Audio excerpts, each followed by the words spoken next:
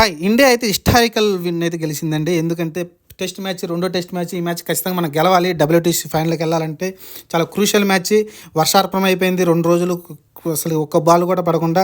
ఆ తర్వాత రెండో రోజులు మన దగ్గర ఉన్నాయి. మొదటి రోజున జస్ట్ 35 ఓవర్లు జరిగినాయి. ఆ తర్వాత 2 వికెట్లు కోల్పోయింది బంగ్లాదేశ్. మిగతా 2 రోజులు ఉన్నాయి. వాళ్ళు ఆల్ ఔట్ కాలేదు కాబట్టి ఆల్మోస్ట్ మొత్తం 4 ఇన్నింగ్స్‌లు ఆడాల్సి ఉంటుంది. 2 రోజుల్లో 4 ఇన్నింగ్స్‌లు ఆడాలి. ఇది డ్రా తీసుకెళ్ళిపోతుంది. మ్యాచ్ పెద్ద ఫలితమే రాదని డిసైడ్ అయిన తర్వాత కానీ మనం అందరం ఒకలాగా ఆలోచించాం. అక్కడ రోహిత్ శర్మ, గంభీర్ వేరేలాగా ఆలోచించి వాళ్ళనైతే చాలా త్వరగా ఆల్అౌట్ చేయడం కావచ్చు. ఆ తర్వాత మన వాళ్ళు బ్యాటింగ్లో అగ్రెసివ్గా వెళ్ళడం కావచ్చు. 289 పరుగులు చేయడం కావచ్చు. ఎందుకంటే మొదటి బ్యాటింగ్ చేసి అంత ఈజీ కాదు. అంత టార్గెట్ ఒక ఓవర్కి 8 రన్స్ కొట్టుకుంటా వెళ్ళిపోవడం అనేది అంత ఈజీ కాదు. చాలా గ్రేట్ఫుల్ నాకైతే ఆడడం చూసాం. దాంట్లో అందరి కాంట్రిబ్యూషన్ ఉంది. మీరు చూస్తే ఓపెనర్లు ఇద్దరు కావచ్చు, జైస్వాల్, రోహిత్ శర్మ కావచ్చు. రోహిత్ శర్మ మంచి ఫైర్ వర్క్ ఇచ్చారు. వరుసగా 2 బాల్లో 6లు కొట్టాడు. ఫస్ట్ ఇన్నింగ్స్ ఆడుతున్నారు. ఫస్ట్ ఇన్నింగ్స్లో మొదటి 2 బాల్ 6లు కొట్టడం అంటే అంత ఆషమాషి విషయం కాదు. అతనైతే ఆ ఇంటెన్స్ అయితే క్లియర్గా చూపించాడు. ఆ తర్వాత మీరు చూసుకుంటే జైస్వాల్ కూడా ఎక్కడా తగ్గలేదు. ఆ తర్వాత రోహిత్ శర్మ వెంటనే అవుట్ అయినప్పటికీ ఆ తర్వాత జైస్వాల్, శుభ్మన్ గిల్ కలిపి ఒక మంచి పార్ట్నర్షిప్ నెలకొల్పడం చూసాం. ఆ తర్వాత కోహ్లీని ఆపేసి పంతును పంపించారు. ఇంకా స్కోర్ ఫాస్ట్గా చేయాలనుకున్నారు. కానీ ఆ తర్వాత మీరు చూసుకుంటే రిషబ్ పంత్ పెద్ద స్కోర్ ఏం చేయకుండా అవుట్ అవ్వడము. ఆ తర్వాత కోహ్లీ కూడా 134 స్ట్రైక్ రేట్తో ఆడడం చూసాం ఫస్ట్ ఇన్నింగ్స్లో. ఆ తర్వాత జైస్వాల్ అవుట్ అయినప్పటికీ, కోహ్లీ అవుట్ అయినప్పటికీ, ఆ తర్వాత కేఎల్ రాహుల్ మంచి పార్ట్నర్షిప్, మళ్ళీ అతను కూడా ఒక మంచి 50 చేయడం చూసాం. ఆల్మోస్ట్ సెంచరీ చేసేవాడేమో, కొంచెం టైం లేదు కాబట్టి చాలా ఫాస్ట్గా ఆడి అవుట్ అవ్వడం చూసాం అతనైతే. ఆ తర్వాత మీరు చూసుకుంటే ఒక వికెట్ ఉండగానే సిరాజ్ రాకుండానే డిక్లేర్ ఇచ్చేయడం, డేరింగ్ డెసిషన్ తీసుకున్నారు. అక్కడ వచ్చుంటే ఇంకొక 10 రన్స్ యాడ్ అయ్యేమో. అప్పటికే ఒక 50+ మంచి లీడ్ అయితే వచ్చింది ఇండియాకి. కానీ మ్యాచ్ మనం గెలవాలి ఖచ్చితంగా. ఒక రోజే టైం ఉంది మనకి. ఇంకా ఇక్కడ ఒక 10 ఓవర్లు వాళ్ళని ఆడిచ్చామంటే కనీసం 2-3 వికెట్లు తీసుకుంటే మరుసటి రోజు చాలా ఈజీగా ఆల్అౌట్ చేయగలమని వాళ్ళైతే భావించి ఇమీడియట్గా అయితే డిక్లరేషన్ ఇవ్వడం, అలానే వేసిన తర్వాత వాళ్ళని ఇమీడియట్గా 2 వికెట్లు కోల్పోవడము డే 4న. ఆ తర్వాత 5 రోజున మాట స్టార్ట్ కాగానే వాళ్ళు చాలా మంచిగా ఆడుకుంటూ వచ్చారు. కానీ ఒక టైంలో మధ్యలో డ్రింక్స్ స్టార్ట్ అయినాయి. అంతే 5 రోజు పొద్దున్నే ఒక గంట ఆడిన తర్వాత ఒక డ్రింక్స్ అయితే వచ్చినాయి. ఆ డ్రింక్స్ తర్వాత అయితే జడేజా వచ్చి మొత్తం మ్యాచ్ చేసేసాడు. వరుసగా 3 ఓవర్లు వేసాడు. 3 ఓవర్లు ఒక్కొక్క ఓవర్కి ఒక్కొక్క వికెట్ చొప్పున 3 వికెట్లు తీసుకున్నాడు. వరుసగా అయితే మ్యాచ్ స్వరూపాన్ని మార్చేశాడు. దీంట్లో ఇంకా ఎక్సలెంట్గా పోడాల్సింది అశ్విన్ కూడా ఎక్సలెంట్ బౌలింగ్ వేయడం చూసాం మనమైతే. ఆ తర్వాత బుమ్రాను కూడా మెచ్చుకోవాలి. ఈ సిరీస్ అంతా కూడా బుమ్రా ఎక్సలెంట్ బౌలింగ్ వేయడం చూసాం. ఎందుకంటే అతను పర్ ఓవర్కి చాలా తక్కువ రన్స్ కూడా ఇవ్వడం చూసాం మనమైతే. చాలా తక్కువ ఇచ్చాడు బుమ్రా అయితే. మ్యాక్సిమం 2 పర్ లేదు, కనీసం 2 కన్నా లోపే ఉంది అతనిది అయితే పర్ ఓవర్కి ఎకానమీ అయితే.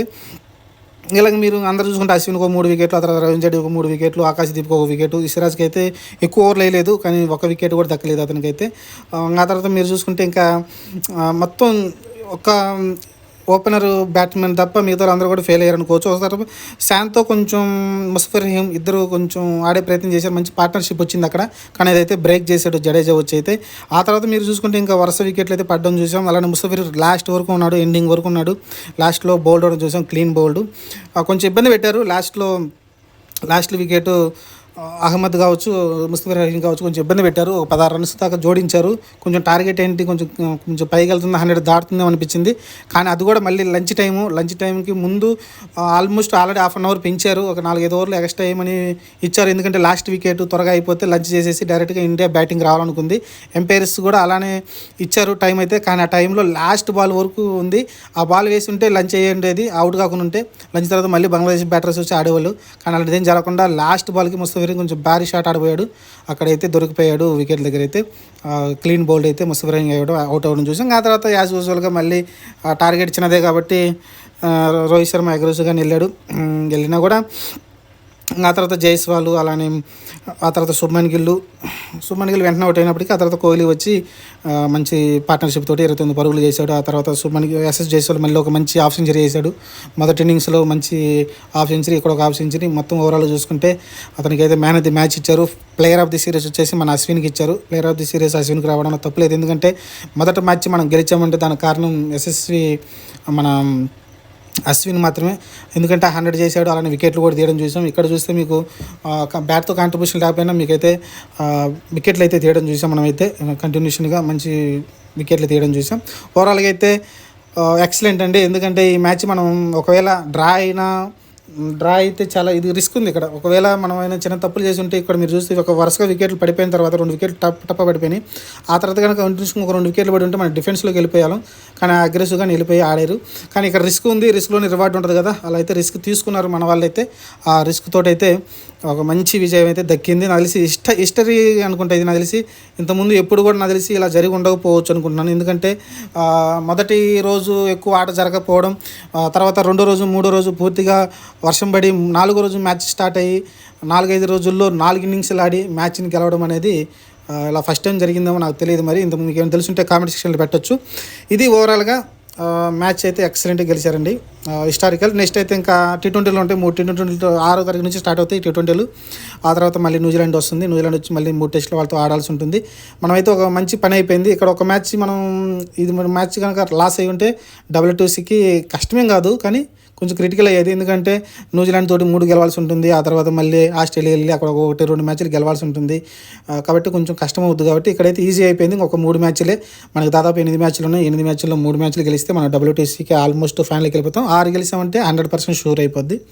ఇది మరి ప్రస్తుతానికి ఒక మంచి మ్యాచ్ అనేది చూసాం. ఒక T20 మ్యాచ్ని చూసాం అనుకోవచ్చు. కాకపోతే 4 ఇన్నింగ్స్లు T20లు. అది ఇండియా ఆడిందే T20 తరపున ఆడింది తప్ప బంగ్లాదేశ్ ఎప్పుడు కూడా డిఫెన్స్లోనే ఉంది. ఎక్కడ కూడా అగ్రెసివ్ వెళ్ళలేదు. వాళ్ళు చాలా డిఫెన్స్ మోడ్లోకి వెళ్ళిపోయారు. వాళ్ళు రీసెంట్గా అయితే మీరు పాకిస్తాన్ మీద ఆడిన టెస్ట్ మ్యాచ్లు 2-2 గెలుచుకొని చాలా ఉత్సాహంగా అయితే ఇండియాకి వచ్చారు. ఆ ఉత్సాహం అయితే ఇక్కడ నీరు గారిపోయింది అనుకోవచ్చు. మళ్ళీ బంగ్లాదేశ్లో మనమైతే ఓడిపోయారు. మనమైతే సిరీస్ మళ్ళీ మనకు సొంతమైంది. మనం ఇప్పటివరకు సిరీస్ ఓడిపోలేదు. చాలా సంవత్సరాల తర్వాత మనమైతే ఓడిపోవట్లేదు. ఇప్పుడు కూడా జరగలేదు అలా. ఇది ఓవరాల్గా. మరి చూద్దాం. నెక్స్ట్ వచ్చేసి ఇంకా T20 స్టార్ట్ అవుతాయి. దాని గురించి మాట్లాడుకుందాం. ఆ ప్లేయర్స్ ఎవరు ఉన్నారు ఏంటనేది. మీకేమైనా దీంట్లో హైలైట్ విషయాలు ఏమైనా ఉంటే మీరైతే కామెంట్ సెక్షన్లో పెట్టచ్చు. Thank you.